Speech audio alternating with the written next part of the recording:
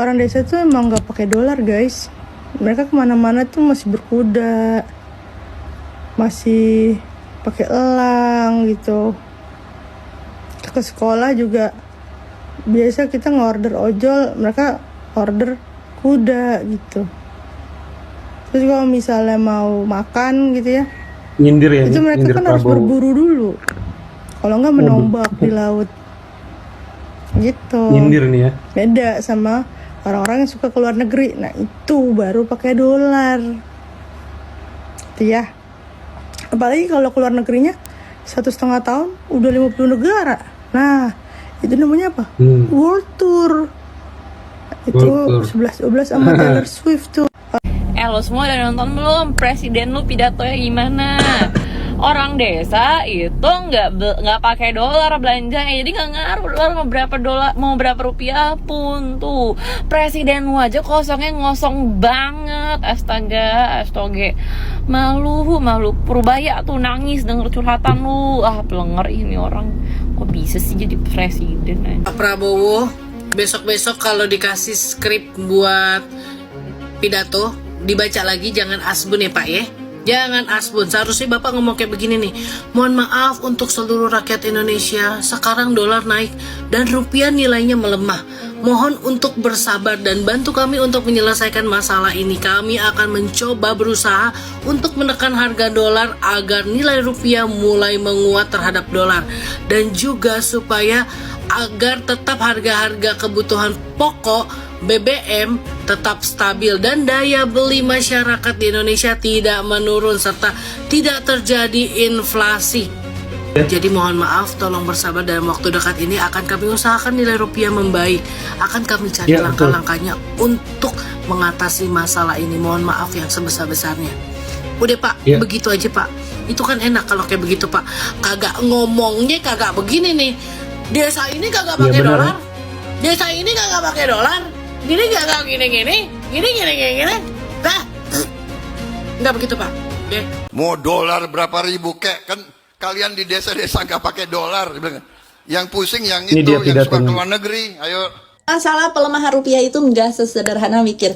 Uang 100.000 kalau dibawa jalan-jalan ke Amerika bakal cuma dapat 1 atau 2 slice pizza aja. Jadi orang-orang desa ya aman sih. Nggak gitu konsepnya. Iya, memang orang desa transaksinya pakai rupiah. Tapi barang-barang sehari-hari yang mereka beli di pasar itu didatangkan ke Indonesia, belinya pakai dolar.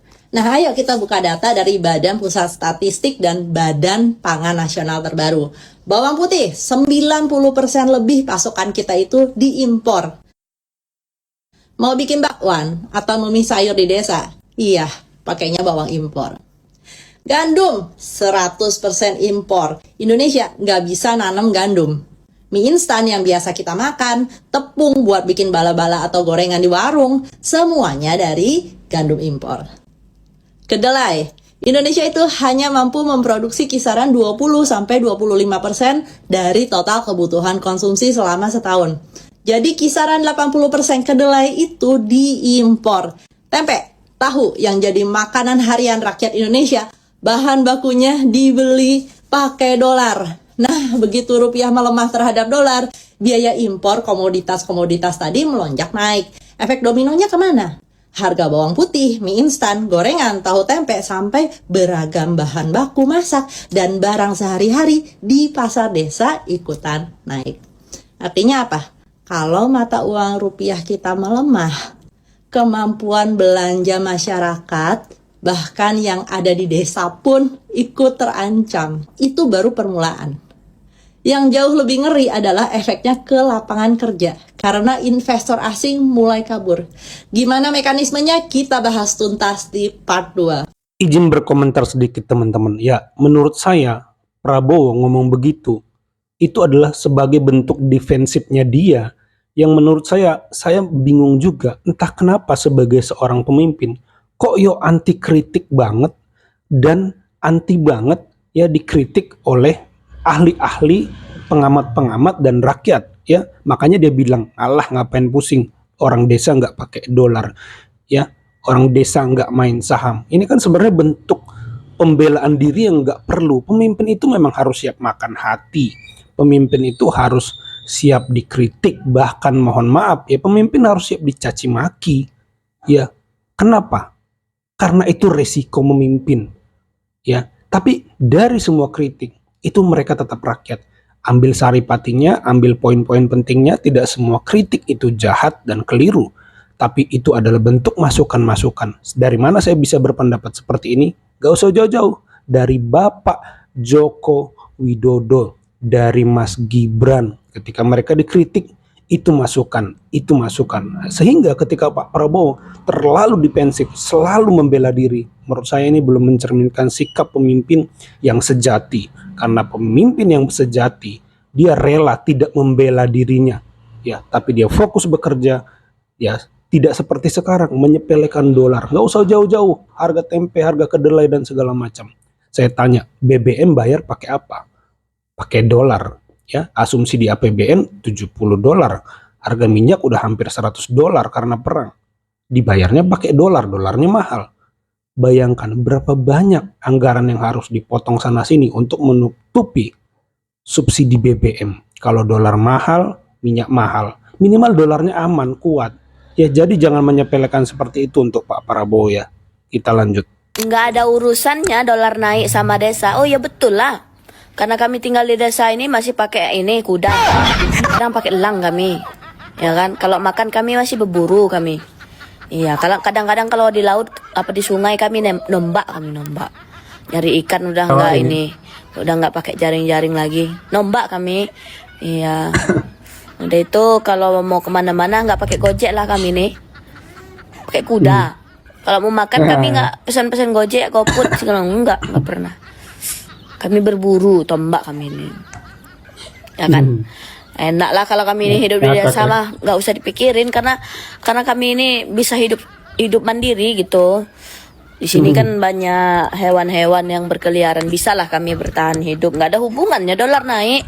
Yang berhubungan itu orang-orang yang di kota, yang sering-sering keluar negeri, yang setahun sekali keluar negeri, setahun 50 kali keluar negeri. Nah itu berhubungan itu. Kadang-kadang kami kalau mau pindah tempat, kami pakai ini, bukan pakai alat transportasi umum apa, bukan. Kami nggak pakai bis, kami nggak pakai ini. Kami pakai ilmu hitam, ya, yang bisa pindah tempat, teleportasi kami. Hidup kami di sini ini udah aman, tentram, sentosa. Enggak hubungannya lah. Mau dolar 17.000, mau rupiah 17.000, nggak ada hubungannya. Karena kami ini nggak pakai uang. Kami pakai apa? Kami pakai tukar-tukaran. Iya. Kalau yang sebelah ada somai, kami mau somai, kami tukar pakai kol. Kalau kami lagi pengen makan beras, kalau kami ada ubi, kami tukar ubi. Enak kan kami ini di sini hidup di desa aman, tentram, damai, masya Allah. Kalau kami mau pakai plastik, nggak ada plastik, kami pakai daun pisang. Bungkus-bungkus nggak pakai plastik, pakai daun pisang, daun jati, daun ketela, daun kates, daun ubi, semuanya kami pakai bungkus-bungkus. Jadi kalau kamu orang yang tinggal di kota itu mau pindah ke kampung, saya support, nanti saya jemput pakai ilmu teleportasi. Kalian diam aja di titik 23, nanti saya pindahkan ya. Nanti saya jemput. Yang penting kalian udah siap hidup berburu, hidup berkuda, kadang pakai elang, kadang pakai kuda, ya. Hidup kalian harus smart ya di sini. Karena apa? Memanfaatkan situasi. Di sini nggak ada. Dolar anjlok ya. $1 17.600. Semua bahan pangan, semua bahan sandang dan pangan naik. Baru sudah dengar belum pidatonya presiden? Yang soundnya, kedengarannya itu sangat goblok. Seorang pemimpin negara ngasih pemahaman dan penjelasan yang bego, ya. Maklum ya, presiden itu sudah 75 tahun, ya. Sudah mulai pikun, ya. Jadi cuma dengar bisikan-bisikan hantu penjilat di sekelilingnya. Kita memang nggak pakai dolar. Di desa pun nggak pakai dolar ya, tapi dampak dari hancurnya anjloknya rupiah itu semua barang naik ya. Terus rakyat harus hidup bagaimana? Bapak di mana tahun 1998 itu di mana? Di Jordania ya. Iya kan? Di Jordania, singitan di Jordania. Nggak ngerasain penderitaan rakyat ya. Ini makan ikan krismon, Pak. Ya. 1/10 kali ya. Memang kita nggak pakai dolar, di desa pun nggak pakai dolar, pakai jembut, ya, pakai jembut. orang di desa emang nggak transaksi pakai dolar. Tapi justru yang nggak pakai dolar, dia yang paling kena dampaknya. Kalau dolar naik, yang mahal itu bukan cuma barang-barang mewah atau barang-barang yang ada di kota. Beras, pupuk, BBM, sampai biaya hidup harian pun ikut terdorong naik, guys. Emang dikira orang-orang yang di desa itu hidupnya di planet lain, terus ekonominya tuh beda sama yang di kota. Dolar naik itu bukan urusan elit di kota-kota gede doang, guys. Karena yang paling duluan kena biasanya adalah rakyat yang ada di bawah, termasuk di desa. Pak, demi apapun dulu, pas Bapak mau menjabat, Pak, rela Adek melawan orang tua Adek, nyuruh orang tua Adek biar pilih Bapak. Tapi pas Bapak menang kok malah kayak gini, Pak. Mata uang melemah, Bapak malah bilang gini. Kolaps, akan chaos, akan apa, ya kan? Rupiah begini, dolar begini, dolar. Orang rakyat di desa nggak pakai dolar kok, ya kan? Pangan aman, jadi Malu Adek, Pak, sama orang tua Adek, sama teman-teman Adek. Karena dulu Adek memuja-muja Bapak banget. Adek rela freestyle demi Bapak menang, Pak. Adek taruhan ke teman-teman Adek. Kalau Bapak menang, Adek freestyle lah kemarin Adek, Pak, depan teman-teman Adek. Karena Adek dulu terau Bapak au. Tapi sekarang sedih hati mungil Adek, Pak. Kecewa Adek, Pak. Stoplah MBG, Pak. Mending sekolah gratis aja lah, sekolah gratis daripada MBG. Banyak ibu-ibu kantin yang nggak jualan gara-gara udah ada MBG. Kasian. Itu kayak main game simulasi aja gitu loh. Di layar tertulis inflasi terkendali. Nah, di bawah orang pada ngitung kalau beli telur sekilo, ntar masih bisa beli kopi sasetan nggak ya? Karena rakyat emang nggak ada transaksi langsung pakai dolar. Kagak ada orang warung bilang, mau beli Indomie 2 dong, bayarnya pakai dolar. Gak ada. Tapi ya harga tetap ikut naik. Dolar naiknya dikit, harga barang-barang tuh pada ikut olahraga semua. Minyak naik, pakan ternak naik. Yang nggak naik tuh cuma gaji. Gak pakai dolar. Ayam mah juga gak ngerti inflasi. Tetap aja harga telur naik. Orang kecil tuh bukannya takut sama istilah ekonomi. Mereka takutin tuh pas ke pasar bawa uang 100.000, pulang-pulang tas belanjanya kosong, tapi recehnya habis. Ekonomi rakyat tuh sederhana. Hari ini tuh masih bisa beli lauk atau enggak ya? Karena grafik ekonomi yang Bapak liatin itu beda sama grafik kehidupan rakyat di TV. Tulisannya situasi masih stabil. Nah, di rumah makan mie instan biasanya satu orang satu mie, sekarang bagi 2. Kadangnya bikin kasar rakyat itu bukan cuma harga naik, tapi karena penderitaan mereka itu suka dijelasin terlalu simpel. Kayak semua dianggap aman cuma karena rakyat tuh nggak transaksi langsung pakai dolar. Pak, orang kampung tuh juga nggak punya kilang minyak. Tapi kalau harga bensin naik, mereka juga bakal pilih jalan kaki pergi kemana-mana. Dan menurut aku itu masalah klasik pejabat, terlalu sering lihat angka, kurang sering lihat ke warung-warung tuh. Padahal indikator ekonomi paling jujur tuh bukan di presentasi pejabat, tau nggak? Tapi obrolan sama emak pas belanja. Kalau emak-emak udah bilang, cabai mahal amat ya sekarang. Percaya deh, itu lebih akurat daripada 1000 seminar ekonomi. Makanya rakyat tuh nggak minta pemerintah tuh jadi pesulap gitu. Gak harus semuanya murah, tapi paling nggak ngomong tuh nyampe gitu ke hati rakyat. Karena orang yang lagi susah ngedenger kalimat sederhana yang berarti buat mereka pun itu bakal jadi hiburan. Orang-orang desa tidak pakai dolar. Wow, jujur sekali beliau. Memang kami orang desa tidak pernah pakai dolar, Pak. Yang biasa pakai dolar itu kau sama menteri-menteri kau yang sering ke luar negeri. Tapi asal kau tahu biji satu, kami di desa tidak pakai kuda atau babi untuk transportasi. Kami juga pakai motor mobil yang BBM-nya dibeli pakai dolar. Sama menteri kau yang inisialnya B. Kalau rupiah hancur, katanya masyarakat desa nggak pakai dolar. Pak Prabowo, tolong Pak. Ekonomi secara fundamental itu rakyat juga udah nggak bodoh-bodoh amat, Pak. Tempe, tahu yang kita makan, rakyat desanya makan, itu aja kedelainya impor kita, pakai dolar. Belum lagi pertanian, logistiknya, bahan bakarnya, belinya satuannya pakai dolar. Negara kita aja belum bisa adidaya terkait dengan sektor energi, bahan bakar kok ya masih impor. Tahu konsep petrodolar kan Pak? Ya Bapak kan presiden, tahu lah pasti. Impor BBM aja kita pakai dolar bayarnya. Kalau bilangnya rupiah kita anjlok terhadap dolar itu masyarakat desa nggak ada kena dampaknya. Ini sebenarnya pembodohan publik atau bagaimana? Itu cuman contoh sederhana masalah tempe, tahu, dan bahan bakar minyak. Belum yang lain-lain Pak. Jangan bilang masyarakat desa nggak kena dampaknya. Masyarakat desa mah kena, apalagi yang di perkotaan dan sebagainya. Kan masyarakat Indonesia bukan orang desa semua ya Pak. Gimana ya? Kalian ngerasa nggak sih setiap Prabowo pidato Indonesia itu mundur 10 tahun ke belakang? Setiap Prabowo pegang mic di panggung pidato Indonesia auto mundur 10 tahun ke belakang. Kalian sadar nggak? Kalian pasti ingatlah statement-statement kontroversial, statement-statement dangkal yang dibuat oleh Prabowo, kayak sawit ada daunnya, sekarang orang desa tidak belanja pakai dolar. Setiap Prabowo pidato yang keluar itu pasti statement-statement pembodohan, statement-statement pemikiran dangkal gitu. Statement yang tidak seharusnya dimiliki oleh atau dikatakan oleh presiden kepala negara. Kok bisa sekilas presiden punya pemikiran tidak pakai disamaartikan dengan tidak terdampak?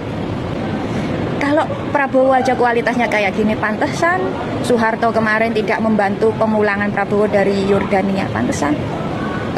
Kalau Prabowo aja kualitasnya kayak gini, nggak heran sih kemarin di BOP Prabowo cuma disuruh pegang map. Nggak heran. Bisa nggak sih kalau negara punya acara pidato-pidato kayak gitu, Prabowo itu nggak usah diajak, bisa nggak sih? Hah? Ya minimal biar beban rakyat Indonesia itu tidak bertambah gitu loh. Pakai dolar. Tapi gue sebagai sarjana pertanian gimana ya? Mengingat 60-70% warga desa itu mata pencahariannya sebagai petani. Yang kita lupa, solar belinya pakai apa? Mungkin konsumen belinya pakai rupiah, tapi anggaran belanjanya kan pakai dolar, Pak. Kejauhan. Oke, kita cari yang lebih dekat lagi. Alat-alat pertanian. Impor semua itu, Pak. Dari China, India, Thailand, Vietnam. Suppliernya belanjanya nggak pakai rupiah itu, Pak. Tapi pakai rupiah kalau dari India. Apalagi? Pupuk, Pak. Pupuk biar kata buatan lokal. Bahan bakunya impor. Memang warga desa tidak transaksi pakai dolar, tapi mata pencahariannya bergantung pada dolar. Orang desa nggak pakai dolar, kata Pak Prabowo. Luar biasa, nasionalis banget. Tapi apa kata ekonom Prof. Heri Latoihin? Silakan. Salah Pak, kalau dolar naik Pak, semua orang kena Pak. Bukan cuma orang desa aja ya Pak ya, orang hutan juga kena Pak. Bapak ingat, impor BBM itu bayar pakai apa Pak? Kalau bukan dolar. Kalau dolar naik, apalagi harga minyak naik, semua orang kena Pak. Dolar naik ya, harga minyak naik, emang produksi nggak pakai minyak Pak. Itu akan dipastru ke harga konsumen akhir ya. Sampai sekarang minyak goreng aja Pak ya, itu udah naik 25% loh. Yang harga 36.000 udah 45.000. Itu akibat dolar naik dan harga minyak naik. Kita membayar minyak yang kita impor itu dalam dolar Pak ya. Dan apakah memang itu orang desa nggak pakai minyak goreng? Kan pakai minyak goreng Pak. Di mana-mana orang pakai minyak goreng. Belum lagi Pak, gula yang kita masih impor ya. Belum lagi Pak ya, yang namanya kacang kedelai untuk tahu tempe yang makanan orang kampung, orang desa. Itu kalau kita impor, kita bayar dalam dolar Pak ya. Belum lagi jagung, belum lagi beras kalau kita masih impor. Itu kan semua dalam dolar Pak. Jadi Bapak salah kalau Bapak bilang orang kampung, orang desa tidak megang dolar atau nggak berpengaruh pada mereka. Memang mereka tidak pegang dolar ya. Pegang rupiah juga kadang-kadang kok, namanya orang desa ya, nggak punya income apa-apa. Tapi kalau Bapak bilang orang desa tidak pegang dolar dan tidak menjadi korban daripada dolar, Bapak salah. Dibohongin apa? Bapak dibohongin oleh orang-orang Bapak. Oh gitu. Sabar ya Prof. Yaudah deh. Assalamualaikum. Harga dolar naik, orang kampung nggak kena. Oh ya, tolonglah, jangan asal bunyi. Orang kampung itu kan petani. Petani jualan beras ya kan? Perlu pupuk. Petani beli pupuk. Pupuk dibuat di pabrik. Pabrik perlu bahan, belinya pakai dolar. Pabrik perlu minyak, belinya pakai dolar. Kalau harga naik, petani beli pupuk jadi lebih mahal.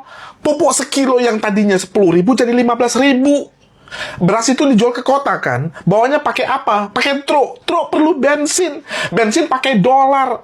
Bensin harganya naik, petani makin miskin, ongkosnya makin mahal. Orang kampung itu ke kota naik apa? Naik angkot. Supir angkot bayar bensin, bensinnya naik, ongkos angkot naik. Orang kampung pendapatannya nggak naik, ongkos ke kota dari 10.000 jadi 15.000. Petani kan perlu makan. Mereka kan makan tahu dan tempe. Tempe perlu kedelai. Harga kedelai naik, harga minyak goreng naik, harga gorengan naik, tempe goreng dari 1.000 jadi 15.000. Orang kampung itu jualan daging ayam, ya kan? Ayam itu perlu makan. Makanan ayam itu belinya di pabrik. Pabrik perlu bahan. Bahannya beli dari luar negeri, pakai dolar. Dolarnya naik, modal pabrik itu naik. Harga makanan ayam itu naik. Orang kampung makin berat. Sekilo makanan ayam dari 10.000 jadi 15.000. Makanan ayam itu dikirim pakai truk kan. Truknya itu perlu apa? Perlu bensin. Bensin pakai dolar. Ongkosnya naik. Orang kampung harus bayar ongkos. Makanan ayam makin mahal. Ngerti nggak lu? Ongkos dari 10.000 jadi 15.000. Justru orang kampung lah yang paling terasa. Mikir nggak lu? 2024 Indomie itu 3.000 rupiah. 2026 3.500. Tolonglah ngomong itu dipikir dulu. Kami orang Indonesia itu nggak goblok. Makin sakit hati nih hati orang Indonesia. Gua Mr. Ben, kesatriacyber.com. Gua harusnya ngomong cyber security. Untuk hal ini gua nggak tahan lagi. Lain jika suka. Emang orang desa tuh nggak pakai dolar, mereka pakai rupiah. Cuman gak mungkin mereka nggak beli tepung, mereka nggak doyan bakwan tuh gak mungkin. Dan untuk beli tepung, karena harga dolarnya naik, maka harga tepung juga naik. Kenapa? Karena tepung Indonesia itu kebanyakan diimpor, biji gandumnya itu diimpor dari luar negeri, dan itu harus beli pakai dolar, nggak mungkin pakai rupiah. Dan kalau pakai rupiah ya sesuai harga dolar 17.000. Gimana? Kan orang-orang desa nggak bisa beli tepung pada akhirnya karena mahal. Kalau orang desa ya udah nggak makan bakwan. Goblok. Iya, itu ya teman-teman, beberapa video yang menurut saya cukup representatif, mewakili argumen secara menyeluruh kenapa ucapan Prabowo ini menyesatkan ya tentang orang desa nggak terdampak kalau dolar naik ya. Ya sekali lagi seperti analisa saya di awal, itu adalah sikap dalam tanda kutip otoriternya dia, atau lebih tepat egonya dia yang begitu tinggi sehingga tidak bisa dikoreksi. Ya orang kalau egonya tinggi, gengsinya tinggi, pasti sulit untuk dikoreksi, apalagi dikasih masukan. Ini udah lazim semua manusia di dunia ini, kalau egonya terlalu tinggi itu tidak bisa dikritik, tidak bisa dikasih masukan, maka mengeluarkan pernyataan-pernyataan defensif yang ngawur ya teman-teman. Ya, yang saya bingung itu begini juga. Apakah Pak Prabowo ini mau menghilangkan begitu saja seluruh keunggulan yang sudah dibangun oleh Pak Jokowi di masa lalu ya, sehingga dia menyepelekan dolar ya, cadangan devisa Indonesia yang sudah mapan di era Pak Jokowi dibangun ya, pendapatan negara yang naik berkali lipat ya, lalu dengan semua kekuatan itu dia mau menyepelekan aja dolar naik ya, karena secara fundamental Indonesia dari peninggalan presiden sebelumnya itu punya kekuatan yang baik secara fundamental. Lalu apakah mentang-mentang begitu dia mau anggap sepele dan berlaku sembrono aja? Ya ini kan menjadi pertanyaan ya teman-teman. Makanya ada yang bilang ya kita di era Pak Prabowo ini tidak nyaman ya. Banyak kok ya pendukung organik Prabowo yang menyesal, tidak dibuat-buat. Beda dengan pendukung Pak Jokowi yang dari awal sampai akhir setia karena orangnya konsisten. Paling-paling hanya karena perbedaan politik antara Ganjar dan Prabowo waktu itu beberapa orang kecewa, tapi secara kinerja semua konsisten mendukung ya, membangun Orang kampung nggak konektivitas. kena. Lalu bagaimana dia mencari titik tengah keseimbangan antara berbagai persoalan dalam negeri, tidak mengabaikan yang satu dan yang lain, kerja dengan mutu tinggi, makanya semuanya beres dan selesai ya. Jadi kalau begini sudah dijelaskan oleh seluruh netizen, tempe, tahu, pupuk semua impor. Ya, ini kan ucapan yang tidak bermutu ya teman-teman ya. Ada juga beberapa orang entah buzzer entah enggak yang mengatakan bagus kalau dolar naik, ekspor Indonesia bisa bersaing. Menurut saya keliru ya teman-teman. Tidak ada negara menjadi maju karena ekspor komoditas ya, dan dengan naiknya dolar ya, karena perdagangan Indonesia ini masih defisit dengan Cina misalnya, gak usah jauh-jauh, BBM aja masih impor, maka alangkah lebih baiknya dolar itu stabil dan rupiah itu menguat. Kenapa? Satu item yaitu BBM ini masih impor, ini berat banget ya, aturan subsidi yang bisa dipakai untuk BBM itu bisa dialihkan ke membangun infrastruktur, ya, produktivitas kalau di era Pak Jokowi. Makanya dia berani naikin harga, ya. Kalau selisih dolarnya, ya, terlalu besar dengan rupiah, maka kita nomboknya gede banget. Nanti mau potong dari mana lagi? Anggaran apa lagi? Untuk MBG aja udah potong sana sini. Daerah menjerit, ya. Daerah tidak bisa berinovasi karena nggak ada anggaran. Semua dipas-pasin. Padahal komoditas berasal dari sana. Mereka harus rawat infrastruktur, mereka harus bangun pembangunan, tapi sudah dipotong sana sini. Jadi menurut saya ucapan Pak Prabowo ini tidak mencerminkan pemimpin yang mengambil alih tanggung jawab, ya teman-teman. Beda dengan ucapan Pak Habibie. Coba teman-teman searching di TikTok atau di YouTube ucapan Pak Habibie ketika dolar turun, ya, ketika dolar naik dan rupiah turun, ya. Dia mampu memulihkan rupiah menjadi kuat kembali, tapi yang penting itu ucapannya menurut saya. Itu menggambarkan, mencerminkan niatnya, niat hatinya ya teman-teman. Coba lihat. Sangat bertanggung jawab, sangat menerima masukan dan kritik. Dia ambil alih tanggung jawab. Kalau sekarang Purbaya tersenyum masih oke, jadi terlalu banyak bercanda yang tidak elegan. Pak Jokowi juga suka bercanda, Pak Jokowi juga suka.